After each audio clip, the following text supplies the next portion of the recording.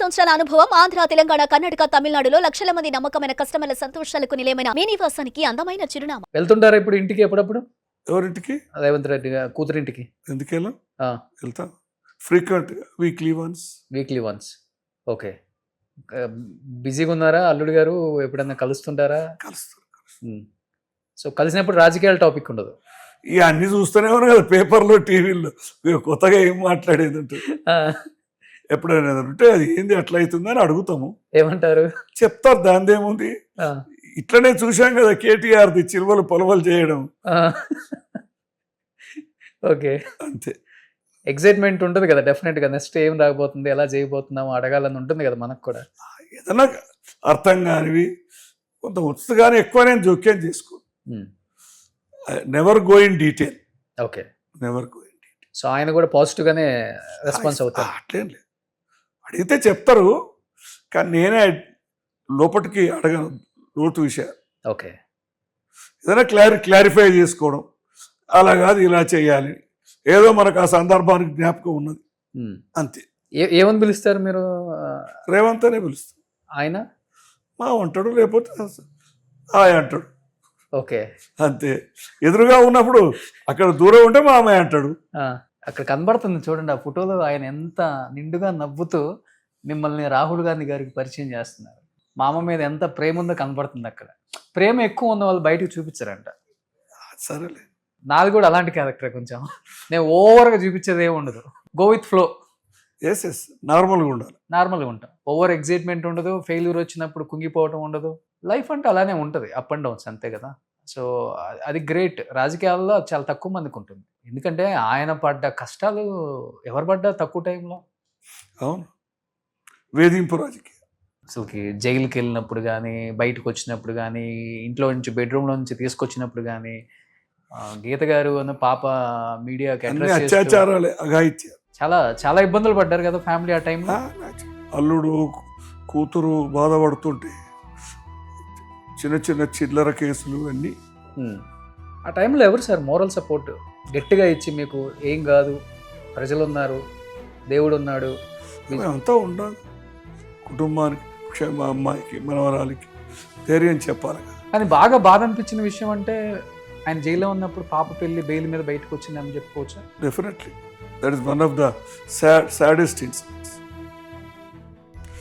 ముఖ్యంగా ఎంగేజ్మెంట్కి 15 daysలో ఎంగేజ్మెంట్ ఉండగా అరెస్టు, వాళ్ళకు కక్ష పట్టినట్టుగా, పెళ్లికి కూడా ఎంగేజ్మెంట్కి కూడా 4 గంటలు 5 గంటలే సమయం ఇవ్వమనడం, జైల్లో నుంచి రావడం ఉదయం, మళ్ళీ అదే సాయంత్రం జైల్లోకి వెళ్ళడం, చాలా విషాదకర సన్నివేశం.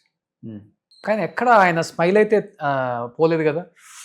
నీట్గా రెడీ, ధైర్యం గొప్పది, మొండితనము ధైర్యం. అంటే కూతురు అల్లుడు ఎక్కడ బాధపడతారని ఎక్కడ కూడా ఆ ఫేస్ లో స్మైల్ బాగుంది లేదు, అంత నీట్ గా రెడీ అయ్యి ఆయన చాలా ట్రెడిషనల్ గా వచ్చారు. నిజమే, లోపల బాధ ఉన్నా కానీ తట్టుకొని నిలబడాలి సందర్భాన్ని పెట్టి, అదనంగా నిలబడి సాధించాడు. ఉన్నా ఎప్పుడైనా బాధపడిన సందర్భాలు, కన్నీళ్ళు పెట్టిన సందర్భాలు రేవంత్ రెడ్డి గారు పర్సనల్ గా ఎప్పుడైనా మీరు చూసిన?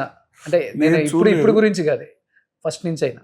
ఆ గట్టితనమే అట్లా, ఇప్పుడు కూడా ధైర్యం. అట్లా కన్నీరు పెట్టుకున్న సందర్భాలు, నేనైతే ఆయన కన్నీరు పెట్టుకున్న సందర్భాలు చూడలేదు. అన్నగారు చనిపోయినప్పుడు, ఫాదర్ చనిపోయినప్పుడు, అది రాజకీయాల్లో ఇబ్బందులు పెట్టింది మొండితనము, గట్టితనం. అలా అన్నగారు, మదరు, ఫాదర్ చనిపోయి సహజంగా అప్పుడు చూశాను. సో మిగతా అప్పుడు ఎప్పుడు కుంగిపోరు, లేదు, కుటుంబాన్ని కూడా కుంగిపోనివ్వరు. గ్రేట్. మా అమ్మాయి కూడా గట్టిగా, రాజకీయాలు ఇలానే ఉంటాయి అనేది మా కూతురుకు కూడా అలవాటు అయింది కదా పెద్దనాన్న ద్వారా. అదే కాకుండా అప్పటికిప్పటికి రాజకీయాల్లో తేడా ఉన్నా, ముఖ్యంగా రేవంత్ వచ్చినప్పటి నుంచి మన ఈ కక్ష రాజకీయాలు ఇవన్నీ ఎక్కువైనాయి.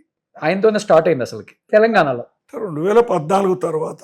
అది కేసీఆర్ స్టార్ట్ చేశారు.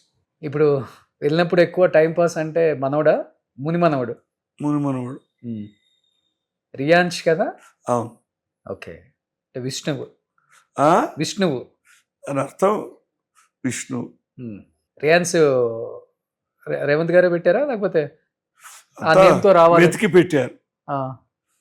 ఆరాని, బహుశా ఆరాని అనుకుంటారు, కానీ ఇవాళ రేపు కొత్త పేర్లు పెట్టాలనేది ఒకటి సాంప్రదాయం వచ్చింది కదా, ఉమ్. అన్నీ చూసి రియాక్షన్ పెట్టి ఫస్ట్ రుద్రదేవ్ ఏదో అనుకున్నారు అన్న నేను విన్నాను. అది రేవంత్ సజెస్ట్ చేశాడు, రేవంత్ గారు. అదే. కానీ రియాక్షన్ పెట్టినా ఆయన ఏమనలేదు, ఉమ్.